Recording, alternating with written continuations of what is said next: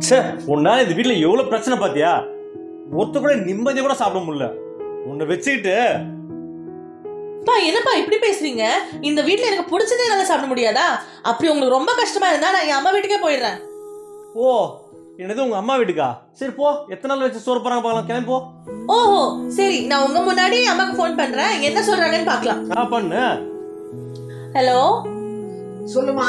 அம்மா பாருங்கம்மா, எனக்கு பிடிச்ச மாதிரி இருக்க முடியல, நான் கிளம்பி வீட்டுக்கு வரேன். ஏய், என்ன நினைச்சிட்டு இருக்க நீ? போன தடவை வந்தா ஒரு வாரம் என்னமோ தங்கினா சரி போனா போட்டுன்னு விட்ட. என்ன அடிக்கடி இங்க வந்துட்டு? அது உங்க வீடு தான், அங்கதான் இருக்கணும். நல்லதோ கெட்டதோ அங்க இரு. இங்க வர்ற வேலை எல்லாம் வச்சுக்காத. எவ்வளவு தடவை எங்க அம்மா வீட்டுக்கு நான் போயிருக்கேன் சண்டை போட்டுட்டு.